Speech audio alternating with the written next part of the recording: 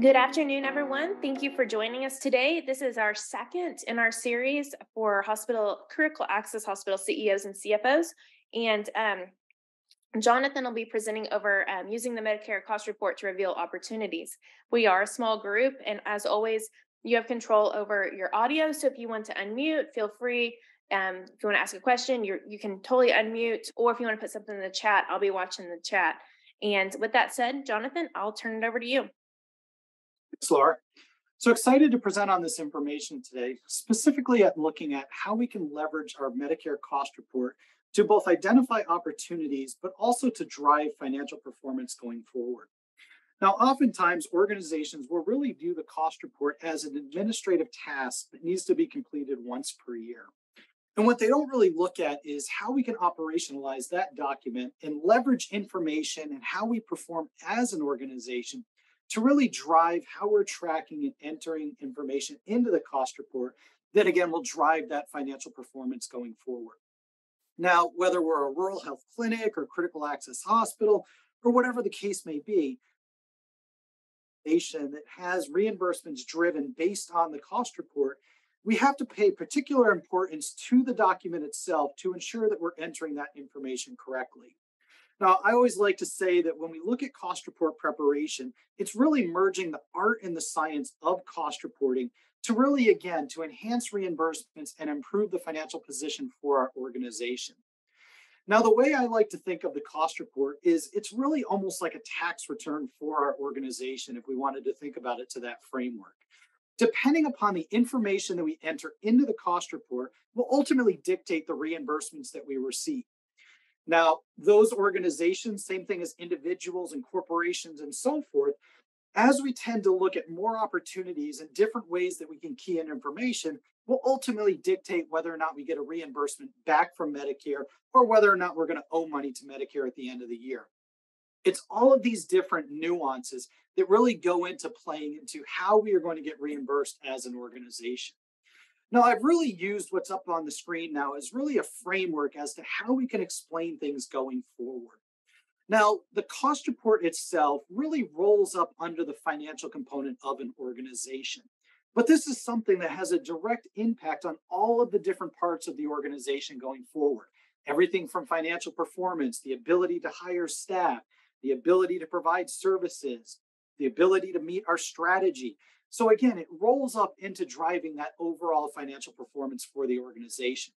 Now, it's important also to note that when we look at organizations, there's often a segmenting of those organizations. And oftentimes programs or services that have a direct impact on the cost report itself are not taken into account before we file that cost report. So one of the things that we can start to do is as we're laying that framework and as we're starting to build out the cost report, really starting to engage with other individuals across the hospital to ensure that we're including those different operational parameters into the cost report itself. Now, when we look at the current landscape of the healthcare environment, all of us as organizations have had staffing shortages, have had service disruptions, cost increases. Whether we're operating rural health clinics and we had policy and legislative changes, outward migration, revenue cycle, all of those are independent factors, but they do have a direct impact on the cost report itself. For instance, if we're a critical access hospital that's seen a decline in our swing bed volumes and our cost has remained roughly the same, we could expect to increase our reimbursement rates and receive a payment from Medicare at the end of the year. On the inverse of that, if we've seen a substantive increase in our volumes and we've driven down the cost per unit of service, we're most likely going to owe money back to Medicare at the end of the year.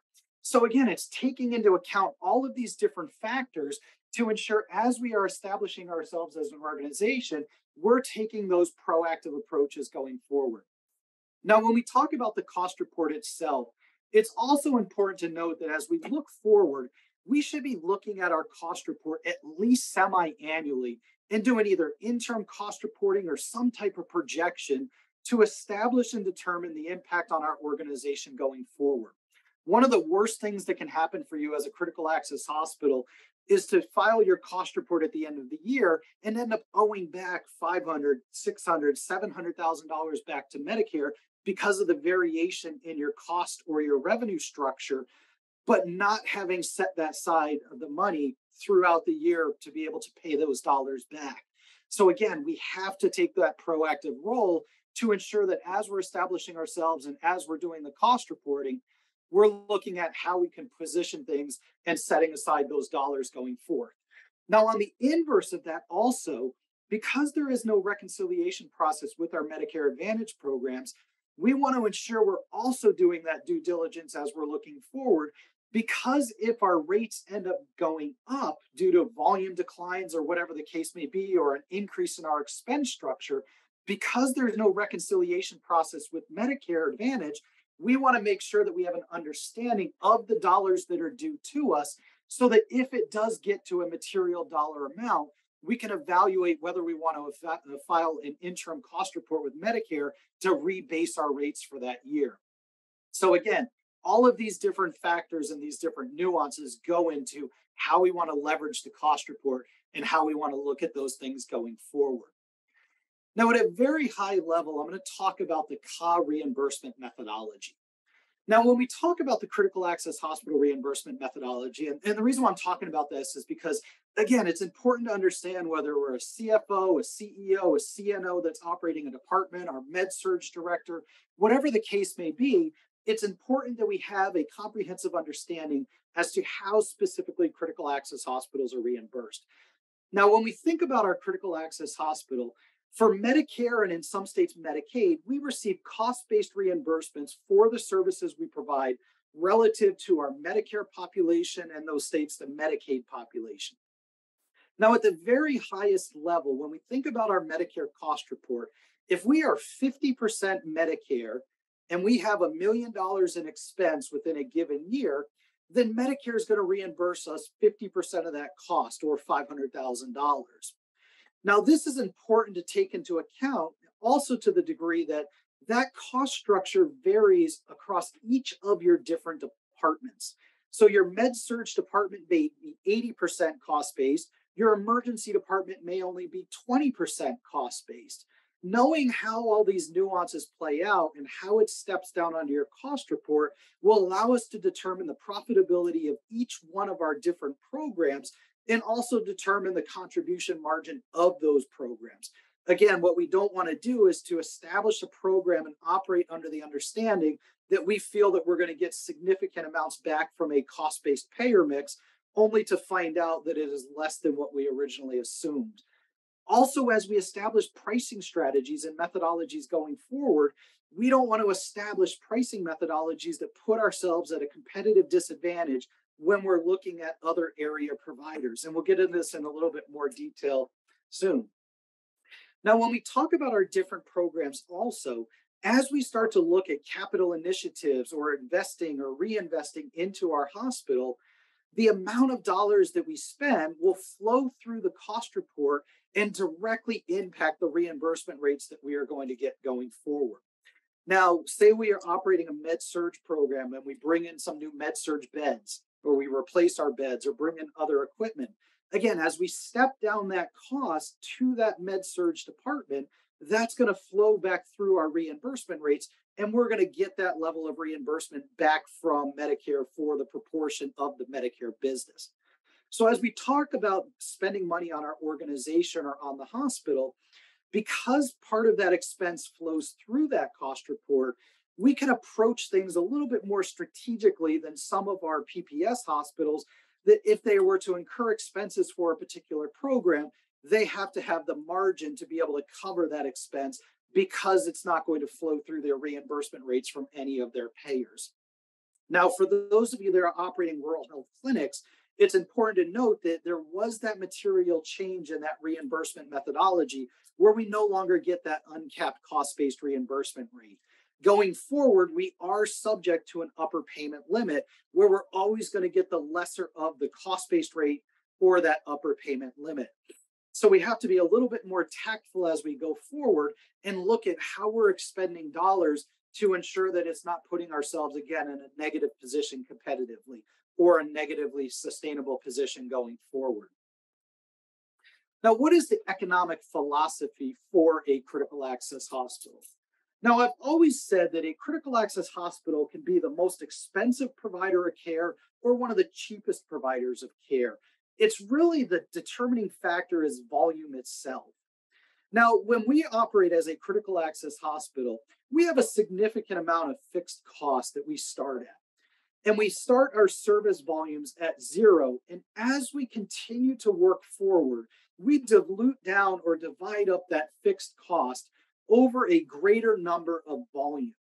Now, what ends up happening as an organization is we operate at a significant loss as we open our facility. And the goal of us as a critical access hospital, again, by leveraging the cost report and volumes, is to get to a point where our volume has surpassed that inflection point to where we can get to a position of profitability. Now, what happens for us as a critical access hospital, when we talk about that economic philosophy, really the only way we can make a profit as a critical access hospital, taking out 340B, taking about all the supplemental revenue that we may get, any tax subsidies that we may get. As a critical access hospital, because the best we can do from Medicare is cost-based reimbursement, the only way that we can truly make a profit as a critical access hospital is to drive down the cost per unit of service so that we're receiving less from Medicare than we receive from our commercial payers. And I'll give you an example. Let's say we're operating on an acute care program and our daily cost-based routine rate is $2,000.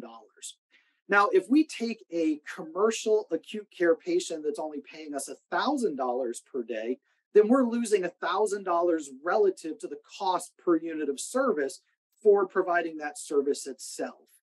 So we're losing that dollar and we have to make that up elsewhere.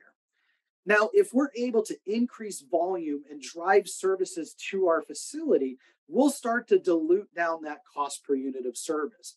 Now, if we can get it to a point where we're only costing ourselves from a cost per unit of service $800 per day, but we're still getting that $1,000 per day from that commercial payer, now we're making $200 per day in that commercial setting and can actually put ourselves in a sustainable position going forward. So again, we have to look at doing this across each of the different departments and how we can improve the position going forward.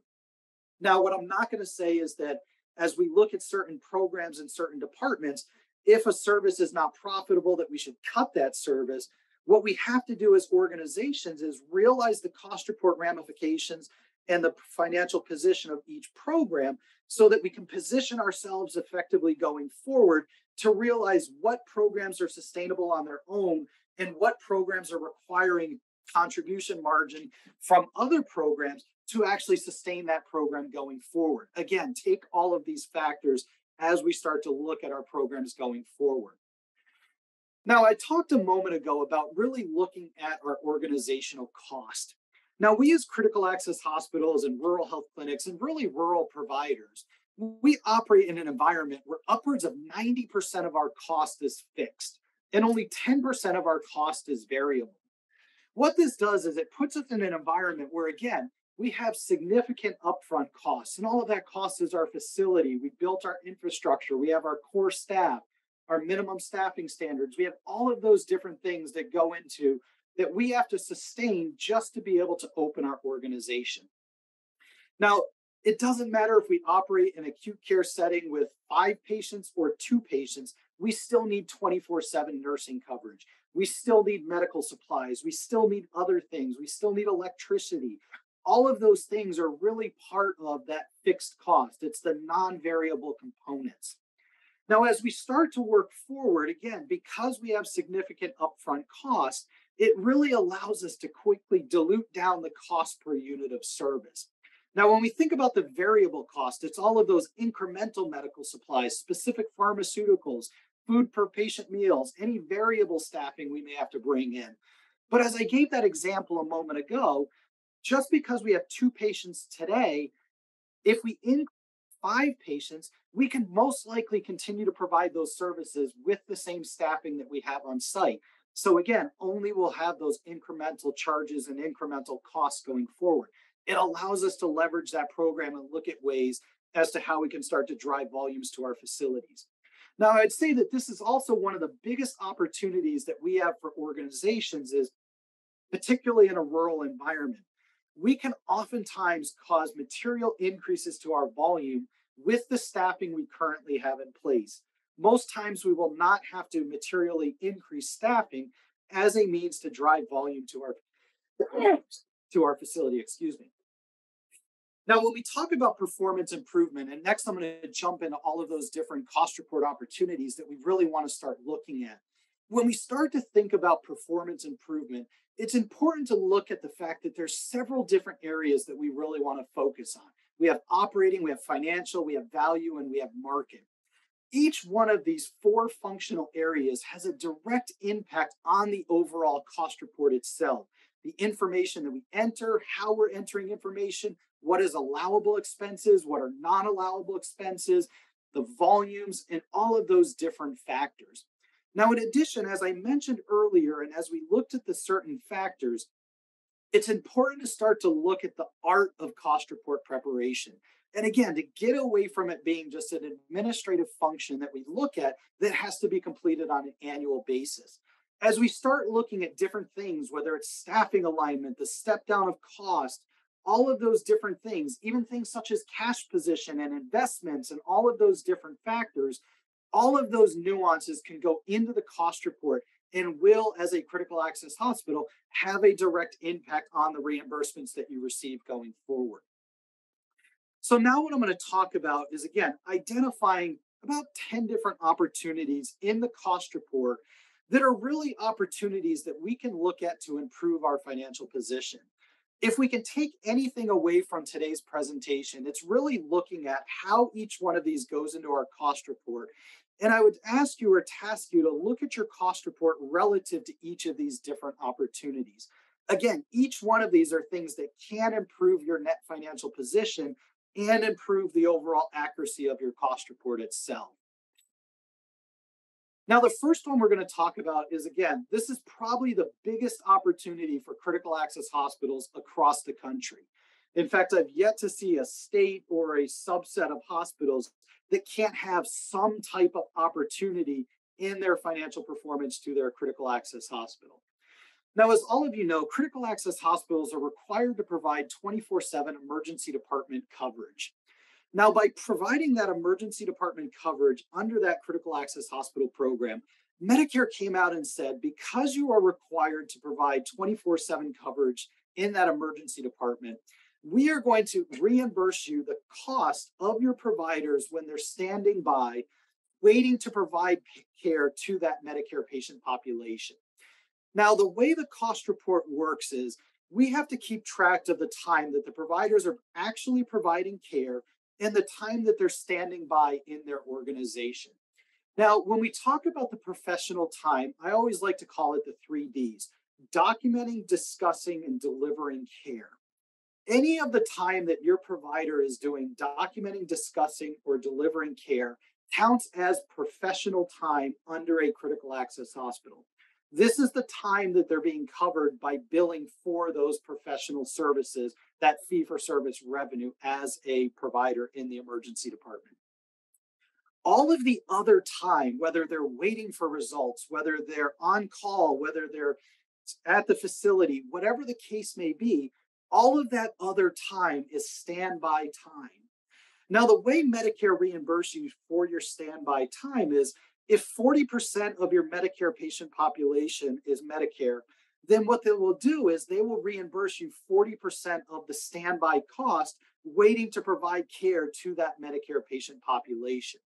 Now, when we look at the industry standard, we tend to target or state that organizations should be targeting 20 minutes on average per ED visit. Again, the time documenting, discussing, delivering care. When we look at organizations, most organizations are well in excess of that 20-minute benchmark. Now, up on the screen right now, there's an example of an organization that was averaging 30 minutes per visit as a professional time per patient visit. Now, if this organization was able to get down to 20 minutes per visit, it would have improved their net reimbursements just from Medicare by about $22,000. Now, 30 minutes relative to 20 minutes is pretty comparable. I've actually seen organizations well in excess of 90 minutes of professional time per patient visit. And by getting that down to 20 minutes per visit, it had led to a $250,000 plus increase in reimbursements for that organization. Now, there's different ways that we can actually track this information. We could do time studies by meeting the Medicare requirements. We can also look at leveraging technology as a means to increase the accuracy and get more accurate on the actual professional time per patient visit. As critical access hospitals, I would say that this is one of the biggest opportunities that we can look at going forward as a means to drive performance improvement. Now, when we look at the state of Oklahoma and we looked at all of the different analysis around organizations that could actually improve based on the time studies and based on the professional time per patient visit, 70% of the critical access hospitals in Oklahoma could actually improve their time tracking and get closer to that 20-minute benchmark. So this is something that is an opportunity across the state of Oklahoma as to how we could start to drive and tighten up the time studies, again, to pull down greater levels of reimbursement from Medicare for the standby time. It's something that does require some effort to actually pull down, but once we actually get those things in place, it is something that can drive financial performance going forward as we continue to drive those processes. But I'm sure there's not anybody on this webinar today that couldn't use an additional $25,000, $100,000 plus in reimbursements by getting more accurate on your time studies going forward. The next area is around RHC consolidation. Now, when we look at the consolidation of rural health clinics, prior to the Consolidated Appropriations Act of 2021, organizations really had the ability to consolidate rural health clinics to really leverage administrative opportunities, reimbursement gains, and so forth. Now, with the Consolidated Appropriations Act of 2021 and the administrative rules that came out thereafter, there are some nuances that we have to take into account when we're looking at consolidating RHCs going forward. Now, the first thing we need to take into account is the differentiation between grandfathered RHCs and non-grandfathered RHCs. Now, where we can pull this information is on our S2, and we can look at the origination date or the establishment date of our rural health clinics. In addition to that, we also want to look at the types of rural health clinics that we're operating. Now, because of the Consolidated Appropriations Act of 2021, we cannot grandfather clinics or we cannot consolidate grandfathered rural health clinics with non-grandfathered rural health clinics. Now, for the purposes of the grandfathering provision, a grandfathered RHC is any rural health clinic that was owned and operated by a hospital with fewer than 50 beds that was established prior to December 31st of 2020, or you had filed an 855A prior to December 31st of 2020 to establish a rural health clinic. So if you're an organization that operates, let's say, 3 grandfathered rural health clinics and a new rural health clinic that didn't meet that grandfathering provision, you cannot consolidate those grandfathered RHCs with that new established RHC. However, you still have the ability to consolidate the grandfathered RHCs themselves, those clinics 1 through 3. Now, in addition to that, if you're also operating independent rural health clinics no longer have the ability to consolidate going forward because in the law itself, it stated that each individual rural health clinic would have a rate established for that rural health clinic going forward. Now, up on the screen, there is an example of an organization that was operating 5 different rural health clinics. And when we look at the rate structure, we can see that the average cost per reimbursement, or the average cost per visit, ranged anywhere from $264 on a low up to about $418 on a high. Now, when this organization was looking at consolidating those clinics, if they were to consolidate those clinics under the RHC with the highest reimbursement rate or the highest cost per visit, it would have led to a roughly $40,000 difference in reimbursements for this organization. Now, this would have benefited them in several different ways. One, it would have allowed them to get different RHCs established under the highest rate.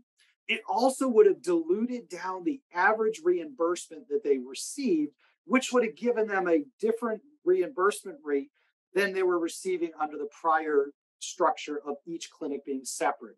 In addition to that, what it also did is if we looked at the rate up here for this clinic at the $418 as the cost per visit, by establishing that rate going forward, it would have dropped down the actual rate that they were receiving, which would have given them the opportunity to increase cost going forward based on that position. Again, because your upper payment limit continues to trend forward when your rate that you receive within any given year is the lesser of that upper payment limit or that cost-based rate. So it would have allowed them to dilute down and have an upper payment limit in excess of where they were established at that point in time. But nonetheless, this is an opportunity that has been tightened up in recent years, but it is something that we want to look at going forward because it is something that can still improve our position. Now, one thing I also want to emphasize too, which isn't specifically mentioned in the presentation today, is as a part of the COVID pandemic, all rural health clinics had the ability to file for a COVID waiver to the minimum productivity threshold. This is something that we want to look at. And if we did not file for that waiver or we still have a cost report outstanding, we want to look at going in and filing for that waiver. We don't want to leave money on the table by failing to achieve our minimum productivity threshold and not go in for that waiver and have us reduce our reimbursements. The next area is really around Med-Surg and ICU integration. Now, there are some organizations out there that continue to operate a distinct ICU unit from the Med-Surg unit. Now, when we tend to operate an ICU unit that's distinct from the Med-Surg unit, we have to take into account this cost structure and the services that we're providing within that individual organization or within each of those individual units. Now, when we talk about the ICU program and we look at those services, this is an organization that had very minimal ICU days. They only had 4 ICU days as a whole. Now, the cost for those days was about $37,000, so a routine rate of $9,400 per patient day. If this organization had looked at integrating that ICU and actually establishing a single 25-bed unit instead of 23 beds, and I believe they had 2 ICU beds, they would have been able to establish a single progressive step-down unit. And by doing so, it would have improved their net reimbursements by about $19,000. Now, the reason for this is because in that ICU, they didn't have any Medicare or Medicare Advantage days. They were all commercial days. So they weren't getting the $9,400 per day in reimbursement from a cost-based payer. So what we want to look at is we want to look at doing the analysis to merge the different factors to say, if we were to integrate these programs going forward, would it improve the net financial position of our organization? Now, in addition to that, from an operational component, we also want to look at the increased efficiencies by merging those departments going forward. To operate a 2-bed ICU unit requires a significant amount of staff that can't be spread across the rest of the Med-Surg unit. We want to look at how we can create those efficiencies and how we can integrate those departments going forward. Again, anytime we have a program with minimal volumes and high cost, it's going to be difficult to turn a financial positive position for that program as a whole going forward. So again, we want to take these things into account. Next area that we can always look at, and I would say that this continues to be one of the biggest opportunities, particularly for our critical access hospitals, is how we can leverage our swing bed NF rate. Now, on our Medicare cost report on the D-1, it lists on each of your critical access hospitals cost reports the statewide swing bed NF rate. Now, the way the cost report works for our critical access hospitals is only our Medicare and Medicare Advantage days go into the determination of determining our daily routine rate, what is used for our acute and swing bed program. All of our non-Medicare and non-Medicare swing bed days, doesn't matter whether it's Medicaid, commercial, workers' comp, self-pay, all of those days end up carving out at that daily NF rate. Now, what I mean by carving out is when we calculate our cost report, we come up with a fully allocated cost for that Med-Surg program that is inclusive of the observation and swing beds and ICU and any of those other units and so forth. Now, when we look at that fully allocated cost for just our Med-Surg program, What ends up happening is the Medicare cost reports takes the total number of swing bed NF days and multiplies that by that daily NF rate, and then subtracts that value from that fully allocated cost to determine what, again, is your daily routine rate going forward. So if we have 100 days that are non-Medicare, non-Medicare Advantage in our swing bed NF, and our daily cost base or our daily swing bed NF rate is $150, they would multiply that $100 times that $150 and subtract that from the fully allocated cost. Now, here's where it benefits us as a critical access hospital. Generally, the cost per unit of service is much higher than what our swing bed NF carve out rate is on any given day or any given state. So what it does is it allows us to keep a greater proportion of the expense into that swing bed program and the acute program, which is predominantly Medicare reimbursed. Now, I'll give you an example of a hospital that was actually in New York that looked at establishing a program and really leveraging their rate. Now, this was an organization that ended up having a swing bed NF rate of, let's say, $250 per day. Now, their cost-based rate per day for Medicare and everything else based on that fully allocated cost was $1,000 per day. They were able to negotiate a $500 payment with their commercial payers to provide a certain service. Now, the Medicare cost report was only dinging them $250 per day based on the cost report, but they were getting $500 per day. They were making $250 profit relative to the cost report impact for that specific service. Now, I've seen the rates, $250 is on the higher end. Many of the rates are still in the $180 to $200 range for a swing bed NF rate. What this allows you to do as an organization is to leverage that rate and start to negotiate with larger tertiary facilities and commercial payers as a way to start to get volume into your facility.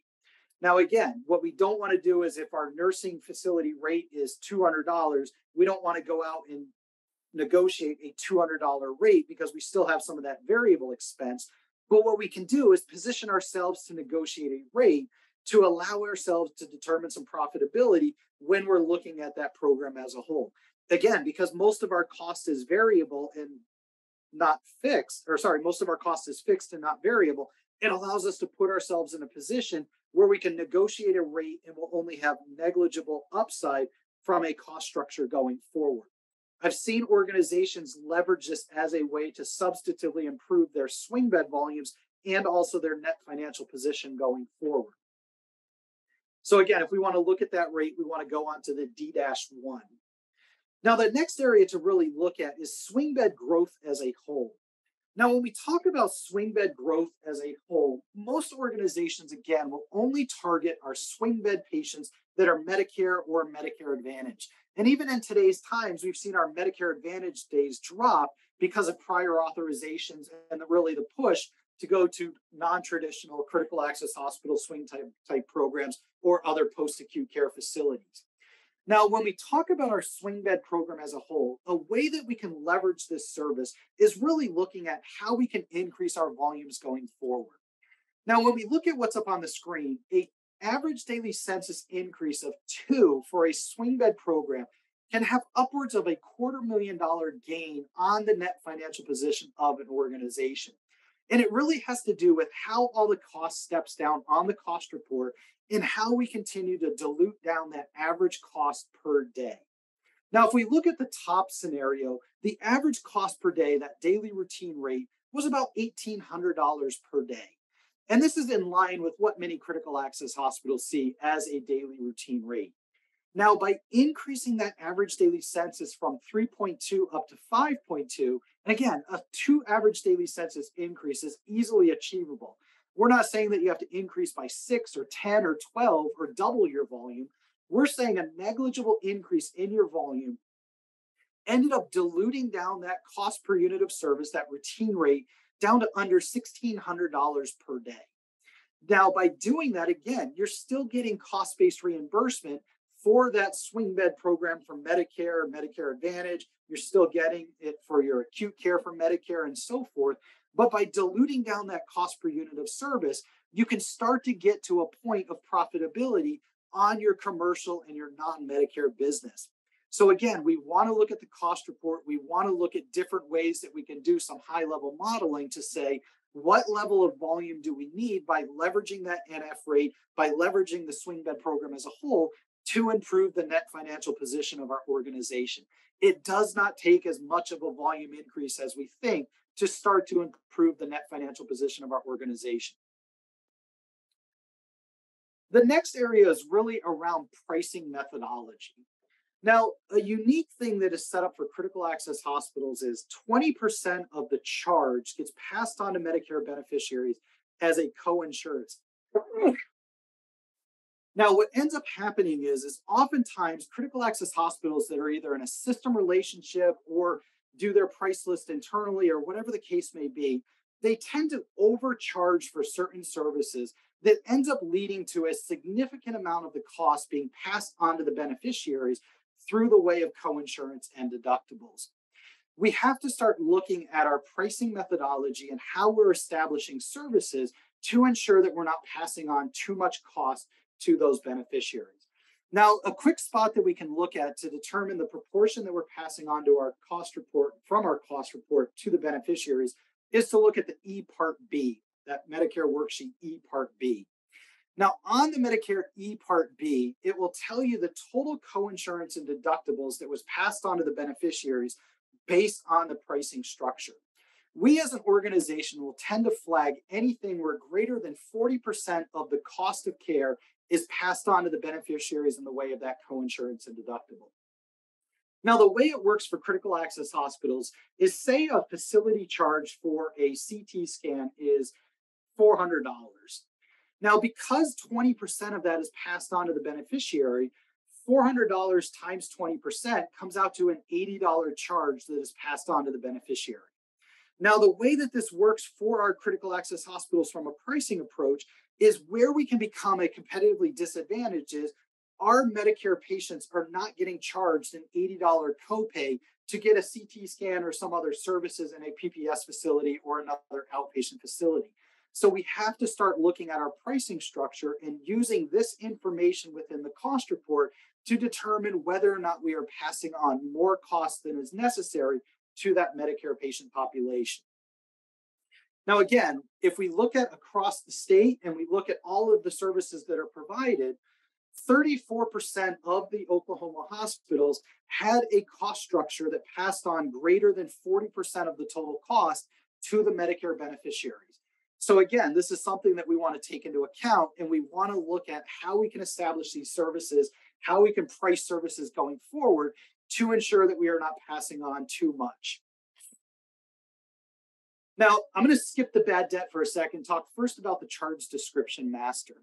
Now, when we look at our worksheet C does a great job of telling us our ratio of cost to charge. Now, our ratio of cost to charge looks at the proportion of cost relative to the charges themselves. Now, there's different numbers for each department, and I've thrown up some examples up here on the screen. Now, when we look at a cost to charge ratio, if our cost to charge ratio is 1, that means for every charge that we have $1 in expense. Anything where the RCC drops below 1 means that we have greater charges than the expenses themselves. Anything where the RCC is greater than 1 means that we have much higher costs than the charges themselves. Now, there are specific ranges for all of the different departments, but if we look at a couple of the examples up here and we look at respiratory therapy that has a 0.016 RCC, that means that the cost structure was substantively lower than the charges themselves, greater than 10 times the cost structure or 5 times the cost structure for the services being provided themselves. So what this means is that for every dollar that we're charging, there is not a sufficient amount of cost to provide that service itself.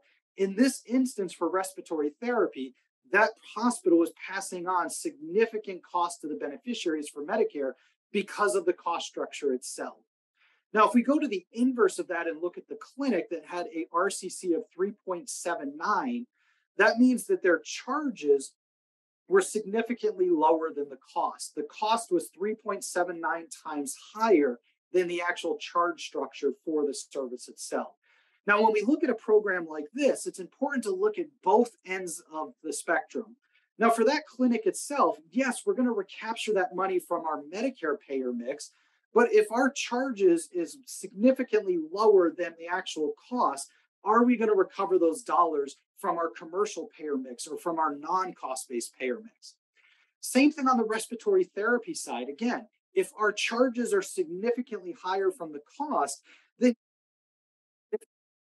they have a bunch of services that we're providing relative to the cost structure. We're passing on costs to the patients that are Medicare based on the RCCs, but we're not getting that from the commercial side to the inverse of that. So again, pay attention to our RCCs, leverage the worksheet C because it provides a good understanding of the services that we're providing and the cost structure relative to the charges themselves. Next is really bad debt. Now, most organizations have an opportunity around bad debt. And the first thing I would like to say is we can look at our cost report, the amount of bad debt we're passing on, the proportion of Medicare bad debt to the total bad debt.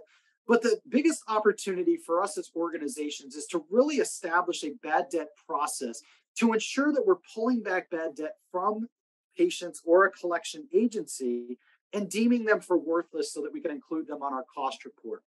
Most organizations, what will end up happening is they will send claims off to a collection agency and then never pull those claims back from the collection agency and deem them as worthless going forward.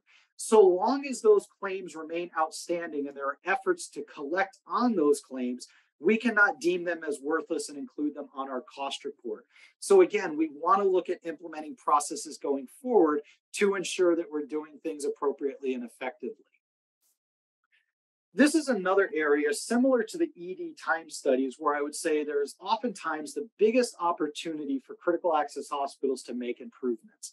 And it really has to do with how we are allocating cost and how we are stepping down cost on the Medicare cost report. Now, the biggest areas are usually around medical records, business, building and fixtures, nursing administration, and so forth. Now, medical records, most organizations will do it based on gross charges. The preferred method for allocation of medical records is really to do time studies. And the reason for that is if we allocate based on gross charges and we look at it to that degree, we will tend on over allocating medical records costs to departments that really don't require much effort around the calculation or the doing of medical record functions. So again, we want to look at doing time studies for that degree. The next area is really around buildings and fixtures. Now, as organizations change over time, and as we tend to reallocate space and repurpose space within a hospital, we want to look at updating the space configurations to assure that they're appropriately allocated to different departments. Oftentimes, we will see square footage left in general administration or unused space or different things to that degree. We want to look at how we're allocating space to ensure that it's stepping down appropriately. Again, because the way the cost report works, all of the overhead expenses will step down to our revenue generating departments or our non-reimbursable cost centers. We want to do due diligence to ensure that the information is accurate and we're stepping down department cost appropriately. And I'll give you an example. An example is a hospital that is maybe doing delivery services that has an LDRP. Oftentimes, organizations will allocate the entire room that is being used for the LDRP, the delivery services, under LDRP as an outpatient service. Oftentimes, what happens though is the mother will end up staying in that same patient room after they deliver the baby, which then goes into a med-surg type service. Now, when we look at it to that degree and we're looking at LDRP services, only the time when the mother is actively in labor would count for the square footage for LDRP. Once the mother gives birth and it is no longer an active delivery, that square footage would then show up under the med-surg side. So again, it's all of these things around the accuracy of operationalizing the different components to ensure that that cost is stepping down correctly. Most times, by increasing the accuracy of the information and applying those operational parameters, we will improve the net reimbursements to ourselves as an organization. The next area is around interest income. Now, most organizations that have significant cash reserves will tend to invest those dollars in some type of investment mechanism. Now, the way the cost report works is if we have a loan outstanding where we are incurring interest expense and we have interest income that is being earned on cash that we have to subtract the interest income from the interest expense before we can step down that cost to determine that cost-based reimbursement. However, there are ways that we can get around this. If we establish a board designated funded depreciation account and restrict those funds for that purpose, the interest income earned on that board designated funded depreciation account does not have to be applied to an interest income offset to the interest expense. So again, it gives us the opportunity to set funds aside, earn interest income, but not have to dilute down the interest expense that we're experiencing. So again, this is another opportunity of leveraging the cost report itself and leveraging how we can work with the cost report. The next area is around method 2. Now, critical access hospitals have the ability to elect to participate in method 2. Now, what method 2 is, it's an election that allows you to file a consolidated claim that includes both the technical component and the professional component on a single claim. And by doing so, Medicare will give you a 12% increase on fee-for-service reimbursements by submitting that consolidated claim. Now, the opportunity here is one, if we're not pursuing method 2, we want to look at doing this for our outpatient services. Doesn't matter if it's a provider-based clinic, doesn't matter if it's an emergency department. Any opportunity that we can do to leverage method 2, we want to look at leveraging that opportunity. Now, in addition to that, we also want to ensure that we're checking the appropriate boxes on the cost report. In this section, the worksheet S-2, there is a box that we have to say yes, that we have elected to include or pursue the all-inclusive method 2. Again, it's just a matter of making sure the cost report is accurate. Now, if we're not doing method 2, I would highly suggest there's something that we look into because it can lead to an increase in reimbursements for our organization. If we are doing it, check through the cost report just to make sure that we have selected yes, that we are actually electing and pursuing method 2. Now, the last area is really around departmental profitability. Now, when we look at departmental profitability, we can leverage the cost report because of the reimbursements that we receive and the ability to determine the direct reimbursements we receive from programs such as Medicare and other cost-based programs. Now, when we look at departmental profitability, up on the screen, I ended up using home health as an example. Now, in this example, the cost report determined that the fully allocated cost for the home health program was about $1.6 million for about 7,400 visits. Now, 2,245 of those visits were Medicare, and the organization received $420,000 for those visits per average. Now, when we look at this across the program, we can do quick math to determine how much revenue would we have to get for our non-Medicare business based on the reimbursements we receive from Medicare. Now, when we look at that to that degree, we would have had to receive $231 per average patient visit for our non-Medicare business to actually be profitable in that home health program. Now, again, I'm not saying that this organization should have gotten rid of home health or that they should terminate the program. What we're saying is to leverage the information in the cost report so that you have a comprehensive understanding of the services that are provided and where all of the allocation of your cost is going to each one of those different programs. Now, on your B Roman numeral 1 or your B part 1, in that program or in that worksheet, it allows you to determine the fully allocated cost for every one of your departments across your hospital that are cost centers that are actually revenue generating or your non-reimbursable cost centers. We can leverage this information as a way to determine the profitability of each one of our different programs and to start to drive strategy for those different programs. Again, it's information that we can leverage to start driving some of the financial decisions within the organization. Now, I know I went through different opportunities today, really at a high level, and it was really to increase awareness really around the different opportunities that most organizations can realize when they're looking at their cost report. As I said earlier today, the most important thing is to really start looking at how we can leverage our cost report to really be a part of the decision making process and get away from the cost report of really being an administrative task that is done once per year. If we can pull in that cost report as a part of that administrative process and the strategy process to drive that decision making, we can start to position ourselves more effectively going forward. Now, one thing I do want to add, though, and I do want to say is that we do not want to manage our hospital to the cost report. Now, some people will say, oh, we want to make operational changes or we want to do things to leverage the cost report itself. That's not what we want to do because, again, as we continue to do that, as operations change, we can put ourselves in a negative position going forward. But again, we can apply the operational parameters to our cost report to ensure that we position ourselves effectively going forward. Hey, Jonathan, we did have a question in the chat. On what page is the statewide skilled care rate on the cost report? It's on the D-1. Okay. And I think it's about 17 rows down. Don't quote me, plus or minus one or two. All right, thank you. Does anyone else have any questions? We'll open.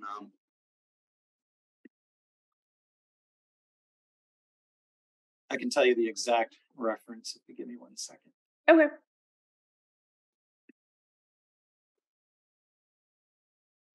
All right, it's on the D-1, row 19 and 20. All right. You were close, real close. Thank you. Does anyone else have any questions? And Roger said it looks like our state rates are as 188.21. Yeah, which again, when we think about that, we should be able to negotiate for post-acute care type services or some organization, I know this isn't the politically correct term, but drug detox type services. We should be able to negotiate greater than a $200 rate from a commercial payer for those services. So when we think about it to that degree, if it's $188, if we can get anywhere near that, then we're in a good position to that degree. All right. Well, I'm not seeing any additional questions. That actually kind of segues into our next webinar, which is the talking about post-acute care. And that webinar is scheduled for, I believe, March 9th at noon. I'll be sending out the recording to this webinar with the slides, as well as the links, registration links for the upcoming webinars. If you get off this call or if you're watching the recording of this call and you have questions, please let us know. Thank you all for your time. Thank you, Jonathan, for such a great presentation, and everyone have a great rest of your day. Thanks, everyone.